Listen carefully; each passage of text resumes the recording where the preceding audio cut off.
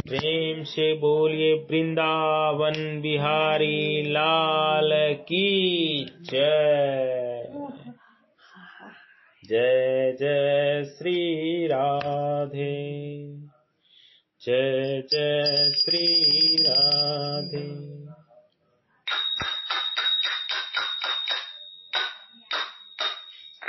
प्रभु श्री कृष्ण कहते हैं, तू सब समय मेरा स्मरण कर और युद्ध भी कर। मुझ में मन और बुद्धि अर्पित करने वाला तू निसंदेह मुझे ही प्राप्त होगा। ऐसा कोई समय नहीं है जिसमें अंतकाल मृत्यु न आ सके, इसलिए मनुष्य को नित्य निरंतर भगवान का स्मरण करते रहना चाहिए। फिर किसी भी समय अंतकाल आएगा तो वह भगवान का स्मरण करते हुए ही शरीर छोड़ेगा, जिससे वह भगवान को ही प्राप्त होगा। यहाँ युद्ध का प्रसंग है। निरंतर भगवत स्मरण करते हुए युद्ध कैसे होगा और युद्ध करते हुए निरंतर भगवत स्मरण कैसे होगा? एक याद करते हैं, एक याद रहती है। जो बात अहंता में बैठ जाती है वह भूलता नहीं। अतः साधक सच्चे हृदय से दृढ़ता पूर्वक स्वीकार कर ले कि मैं भगवान का ही हूँ, भगवान ही मेरे हैं, तो फिर सब कार्य करते हुए भी भगवान की याद स्वतः निरंतर बनी रहेगी।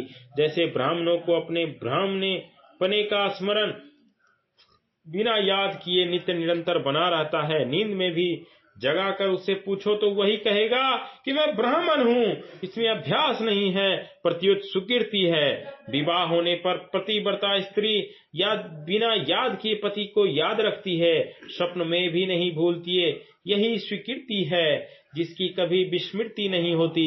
भगवान के साथ संबंध स्वीकार करने पर साधक को मन बुद्धि स्वतः भगवान के अर्पित हो जाते हैं। हे पृथानंदन, अभ्यास योग से युक्त और अन्य का चिंतन न करने वाले, चित्त से परम दिव्य पुरुष का चिंतन करता हुआ शरीर छोड़ने वाला मनुष्य उसी को प्राप्त हो जाता है। जो सर्वज्ञ अनादि सब पर शासन करने वाला, सूक्ष्म से अत्यंत सूक्ष्म सबका धारण पोषण करने वाला, अज्ञान से अनंत परे सूर्य की तरह प्रकाश स्वरूप अर्थात ज्ञान स्वरूप ऐसे अचिंत्य स्वरूप का चिंतन करता है। वह भक्ति युक्त मनुष्य अंत समय में अचल मन से और योग बल द्वारा भ्रुकुटी के मध्य में प्राणों को अच्छी तरह से प्रविष्ट करके शरीर छोड़ने पर उस परम दिव्य पुरुष को ही प्राप्त होता है। वेद वेत्ता लोग जिसको अक्षर कहते हैं, वीतराग यति जिसको प्राप्त करते हैं, और साधक जिसकी प्राप्ति की इच्छा करते हुए भी ब्रह्मचर्य का पालन करते हैं, वह पद मैं तेरे लिए संक्षेप से कहूंगा। इस श्लोक में संकेत रूप से चारों आश्रमों का वर्णन ले सकते हैं। जैसे यदक्षरम वेदो विदो वदंती पदों से गृहस्थ आश्रम, विष्यंति यद्धतो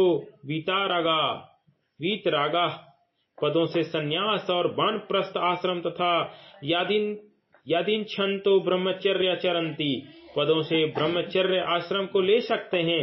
तात्पर्य है कि चारों आश्रमों का एकमात्र उद्देश्य परमात्मा तत्व को प्राप्त करना है। इंद्रियों के संपूर्ण द्वारों को रोककर मन का हृदय में निरोध करके और अपने प्राणों को मस्तक में स्थापित करके योग धारणा में सम्यक प्रकार से स्थित हुआ जो साधक ओम इस एक अक्षर ब्रह्म का मानसिक उच्चारण और मेरा स्मरण करता हुआ शरीर को छोड़कर जाता है, वह परम गति को प्राप्त होता है। हे पृथानंदन, अन्य चित्त वाला जो मनुष्य मेरा चित्त निरंतर स्मरण करता है, उस चित्त निरंतर मुझ में लगे हुए योगी के लिए मैं सुलभ हूँ, अर्थात उसको सुलभता से प्राप्त हो जाता हूँ। भक्त केवल भगवान को ही अपना मानता है और सदा उन्हें अपने पास देखता है, इसलिए वह नित्य निरंतर भगवान में ही लगा रहता है। उसकी दृष्टि में एक भगवान के सिवाय अन्य की सत्ता होने से उसके मन भगवान को छोड़कर कहीं नहीं जाए। कैसे जाए, क्यों जाए, इसलिए वह अन्य चिंतन वाला हो जाता है। उसे भगवान का स्मरण करना नहीं पड़ता, प्रत्युत उसके द्वारा स्वतः भगवान का स्मरण होता है। ऐसे नित्य निरंतर भगवान में लगे हुए भक्त के लिए भगवान सुलभ हैं। सततम का अर्थ है जिस दिन से साधक ने इस बात को पकड़ा उस दिन से लेकर मृत्यु तक भगवान का स्मरण करे, और नित्यशः का अर्थ है जब से नींद खुले तब से लेकर गाढ़ नींद आने तक भगवान का स्मरण करे। भगवान संपूर्ण देश काल वस्तु बस भक्ति घटना अवस्था परिस्थिति आदि में परिपूर्ण होने से प्राणी मात्र को नित्य प्राप्त हैं, अतः उनके विषय में सुलभता अथवा दुर्लभता कहना बनता ही नहीं है, परंतु लोगों ने उन्हें दुर्लभ मान रखा है। इस मान्यता को मिटाने के लिए भगवान यहाँ अपने को सुलभ बताते हैं। तो फिर सबको भगवत प्राप्ति का अनुभव क्यों नहीं हो रहा? जैसे गाय के शरीर में व्याप्त घी किसी के काम नहीं आता, ऐसे ही सब में व्याप्त होने पर भगवान लगन के बिना अनुभव में नहीं आते। लगन ना होने के कारण शरीर संसार को सत्ता और महत्ता देकर उन्हें अपना मानना, इसलिए भगवान ने नित्य निरंतर अपने में लगे हुए भक्त के लिए ही अपने को सुलभ बताया है। महात्मा लोग मुझे प्राप्त करके दुखालय अर्थात दुखों के घर और आशाश्वत अर्थात निरंतर बदलने वाले पूर्व जन्म को प्राप्त नहीं होते, क्योंकि वो परम सिद्धि को प्राप्त हो गए हैं, अर्थात उनको प्रेम की प्राप्ति हो गई है। प्रेम से बोलिए वृंदावन बिहारी लाल की जय। जय जय श्री राधे, जय जय श्री राधे।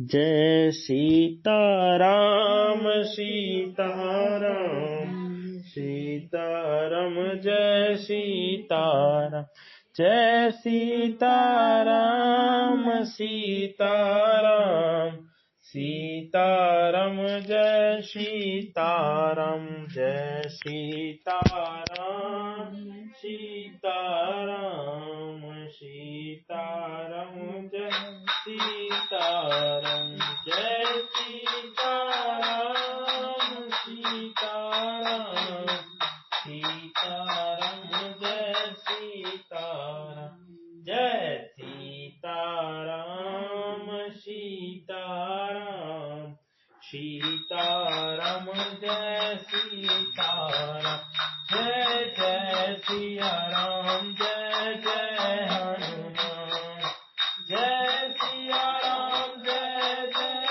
हनुमान, गौरी शंकर राधेश्याम, जय जय सिया राम जय जय हनुमान, जय सिया राम जय जय हनुमान, गौरी शंकर राधेश्याम, जय जय सिया राम जय जय हनुमान। श्री कच्चा बाबा सीताराम, श्री परमहंस बाबा सीताराम, श्री दरबारी बाबा सीताराम, श्री बाबा सीताराम, श्री महंस जी बाबा सीताराम, श्री विद्यार्थी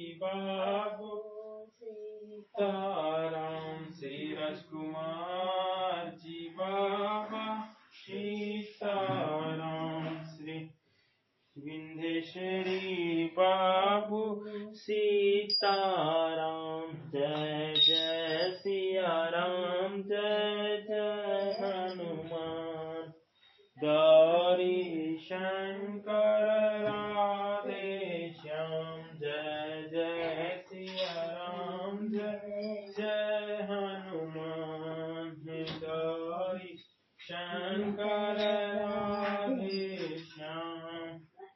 प्रेम से बोलिए राजा रामचंद्र भगवान की जय। जनक नंदनी सीता माता की जय।